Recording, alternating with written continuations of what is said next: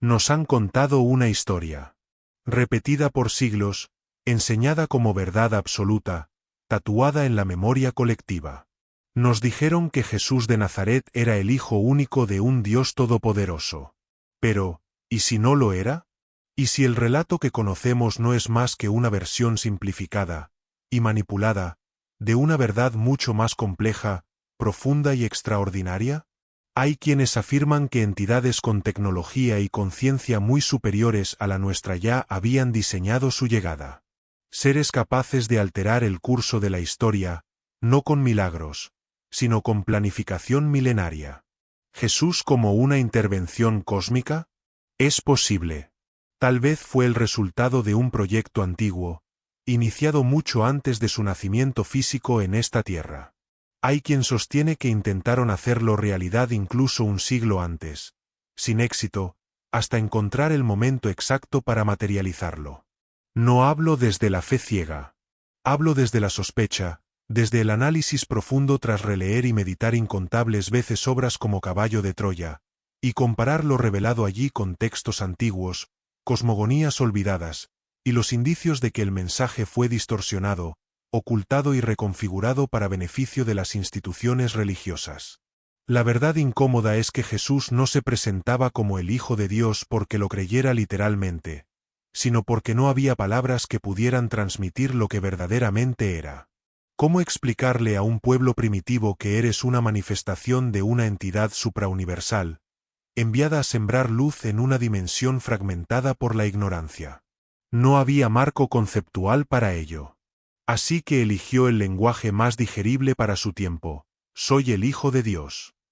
Pero, en realidad, podría haber sido una conciencia enviada desde niveles cósmicos más elevados, un ser descendido desde lo que podríamos llamar el Hijo Eterno. En algunos sistemas teológicos cósmicos no oficiales, se describe una tríada de entidades primigenias: el Padre Azul, el Hijo Eterno y el Espíritu Infinito. No el Espíritu Santo que predica la Iglesia, sino una energía inabarcable responsable de originar las mentes de todas las criaturas conscientes. Desde esa perspectiva, Jesús no sería un único hijo privilegiado, sino uno entre miles de entidades divinas, cada una encargada de sembrar consciencia en distintos universos. Entonces, ¿qué era Jesús? ¿Un emisario? ¿Un arquitecto de mundos? ¿Un Dios menor enviado a encarnar entre humanos para reconectarnos con el propósito original? Quizás no vino a redimir pecados, como dice la liturgia, sino a plantar una idea, la de que el ser humano no está condenado, sino llamado a crear un mundo extraordinario. Lamentablemente, ese mensaje fue secuestrado. Las iglesias institucionales convirtieron la experiencia espiritual en una doctrina rígida. Yo mismo, lo confieso, renuncié formalmente a esa estructura. No por odio, sino por coherencia. Porque al pensar profundamente, me di cuenta de que el mensaje original había sido revestido de dogmas, jerarquías, castigos y manipulaciones. Jesús jamás fundó una iglesia. Jamás construyó templos, designó obispos ni estableció rituales obligatorios.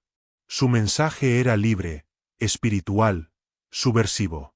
Hablaba de un reino que no pertenecía a este mundo, no de instituciones terrenales.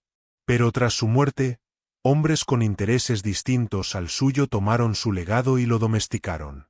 Especialmente uno, Saulo de Tarso, más conocido como Pablo, un experseguidor de cristianos que se autoproclamó apóstol y terminó siendo el arquitecto de una religión institucionalizada. Pablo no solo adaptó las enseñanzas de Jesús, las transformó radicalmente. Impuso estructuras de poder, jerarquías rígidas y una visión marcadamente patriarcal. En sus cartas, justificó el silencio de las mujeres, promovió su subordinación y diseñó comunidades religiosas regidas por varones, donde la espiritualidad femenina fue relegada a la obediencia. Donde quedó la figura de María Magdalena, la discípula cercana a Jesús, convertida luego en prostituta arrepentida. Donde quedó el mensaje de igualdad espiritual. Y no fue solo Pablo. Con los siglos, la maquinaria religiosa continuó esta labor de manipulación. El 80% de los evangelios conocidos fueron editados, reescritos o directamente descartados para que encajaran en la doctrina imperial romana. Se moldearon textos sagrados al gusto de los emperadores y concilios. Se suprimieron evangelios apócrifos, se borraron rastros de mensajes incómodos. Lo que hoy sobrevive en el Nuevo Testamento es apenas una sombra domesticada de un mensaje radical. La manipulación llegó a niveles tan absurdos que incluso la virginidad de María fue decretada siglos después por un papa que, además, despreciaba abiertamente al pueblo judío. Como si los dogmas biológicos pudieran definirse con un sello papal. Como si la biología y la espiritualidad pudieran forzarse a coincidir. Piénsalo detenidamente. Si Jesús fue concebido sin intervención masculina, sin carga genética paterna, genéticamente debió ser mujer. ¿Qué clase de ignorancia genética sostenía este relato? ¿O acaso era una metáfora que se interpretó de forma literal para crear un ídolo masculino, inmaculado, divino, y perfectamente útil al poder? ¿Y si Jesús fue, como sostienen algunos, un hijo ilegítimo en el contexto judío de la época, entonces no habría tenido derecho a enseñar, a hablar en público ni a heredar nada? Hubiera sido automáticamente marginado. Pero no lo fue. Su voz resonó. Su mensaje desafió al sistema, incomodó al templo y a Roma. Tanto, que fue necesario callarlo, o apropiárselo. Y eso fue lo que hicieron. Entonces, ¿por qué nos contaron esta otra versión? Porque el poder necesita control. Porque una humanidad empoderada espiritualmente no necesita intermediarios, ni templos, ni indulgencias. Porque si descubriéramos que el espíritu puede comunicarse directamente con la fuente, las iglesias dejarían de tener sentido. Por eso propongo otra mirada, la religión del espíritu. Una religión sin templos. Sin dogmas. Sin miedos. Una espiritualidad que nace del silencio interior, de la experiencia personal, del aprendizaje a través del error y la materia. Una forma de vida que nos prepara para regresar a casa, no una casa física, sino una dimensión sin materia, donde ya no se necesita poseer, competir ni temer. La verdadera fe no necesita imponer. No grita, no amenaza, no condena. La auténtica espiritualidad no se impone por decreto, ni necesita templos de piedra para manifestarse. No castiga al que duda, ni excomulga al que busca. Solo guía. Acompaña. Despierta la conciencia adormecida. Porque el verdadero despertar no ocurre entre cadenas de dogmas, sino en el silencio íntimo de una experiencia que trasciende palabras y símbolos. Quizá por eso, en los antiguos textos, Yahvé, o aquello que se oculta tras ese nombre impronunciable, prohibía hacer imágenes del cielo, de la tierra o del inframundo. ¿Y si no era simplemente por evitar la idolatría? ¿Y si se trataba, en realidad, de ocultar su verdadera forma? ¿Y si los antiguos, al tallar lo que vieron, habrían revelado una verdad demasiado peligrosa para los imperios de la fe? ¿Qué habrían representado?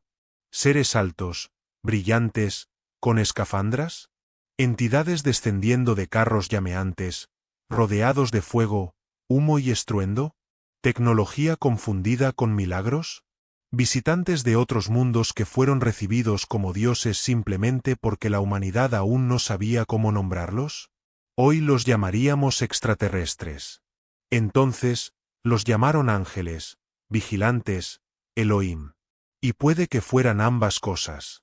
Civilizaciones no solo más avanzadas técnicamente, sino también radicalmente distintas en su percepción del tiempo, del cuerpo, del alma.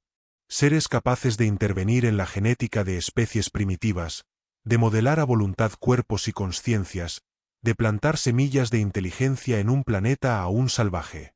Entonces, ¿qué somos nosotros realmente? ¿Una creación divina hecha a imagen de un Dios invisible? ¿O el resultado de una intervención de ingeniería ancestral? ¿De un experimento cósmico donde el barro y el soplo se mezclan con códigos genéticos que no comprendemos? Las historias de Adán y Eva, del jardín, del árbol prohibido, de la serpiente tentadora. ¿No serán metáforas simplificadas de una realidad mucho más compleja? ¿Y si el pecado original fue, en realidad, una alteración genética? ¿Un despertar prematuro de la conciencia? ¿Una ruptura en el protocolo de quienes nos crearon? Y cuando Caín, tras matar a su hermano Abel, huye a otra tierra y toma esposa, ¿de dónde vienen esos otros pueblos? Si Adán y Eva eran los primeros, ¿quién poblaba Nod? ¿Quiénes eran los otros? ¿Otra rama humana? ¿Otro experimento? ¿Otra estirpe? Las preguntas se multiplican. Incómodas. Inquietantes. Y sin embargo, los guardianes del dogma no las responden. Solo las silencian. Porque responderlas sería romper el velo. Y detrás del velo, lo que puede haber es algo que la humanidad no está preparada, o no quiere, aceptar. Tal vez no descendemos del chimpancé como propone la teoría de la evolución clásica. Quizá esa es solo una pieza del rompecabezas. Una hipótesis incompleta de una historia más vasta, más antigua y más incómoda. Y si nuestros orígenes no están en los monos comunes, sino en primates más enigmáticos, hoy extintos o casi borrados del registro fósil. Seres como los lémures de Madagascar, con cerebros peculiares, ojos hipnóticos y comportamientos que desentonan con cualquier otra especie viva. ¿Y si ellos fueron el eslabón olvidado? ¿La arcilla perfecta para una modificación intencional? Porque quizás no fuimos simplemente el resultado de millones de años de azar biológico. Tal vez fuimos ajustados genéticamente. Intervenidos. Refinados. No por Dios en el sentido tradicional, sino por entidades que jugaron a serlo. Seres cuyo propósito aún escapa a nuestra comprensión, cuyo lenguaje era la manipulación del ADN, y cuya tecnología rozaba lo mágico. ¿Y si esos seres no se han ido? ¿Y si siguen observando, desde las sombras del cosmos o desde dimensiones paralelas, esperando el momento exacto para una nueva intervención? ¿Una actualización, un despertar, o tal vez un juicio? Porque si en verdad nos sembraron, ¿no volverían alguna vez a cosechar? Pero entre tantas conjeturas, entre tanto velo y tanto silencio impuesto, hay una certeza que se impone con la fuerza de la intuición. La verdad es más hermosa, más simple y más luminosa que cualquier mentira bien adornada. No necesita ser defendida con miedo ni protegida con amenazas. Solo necesita ser recordada. Y en esa verdad, libre de dogmas, credos y estructuras humanas, Jesús no era propiedad de ninguna religión. No era el trofeo de una iglesia, ni el símbolo de una cruz institucional. Era, y es, un maestro cósmico. Una chispa encarnada. Un recordatorio viviente de lo que podríamos ser cuando despertamos, cuando amamos, cuando recordamos nuestra verdadera esencia. Un sembrador de luz, que no vino a fundar templos, sino a revelar el templo interior. Que no vino a exigir rituales, sino a devolvernos el contacto con lo sagrado dentro de nosotros mismos. Un espíritu rebelde, libre, que desafió a los poderosos de su tiempo no con espadas, sino con verdad. Y por eso lo temieron. Y por eso intentaron poseerlo, callarlo, domesticarlo, sin saber que lo verdaderamente divino no puede encerrarse en libros ni en muros.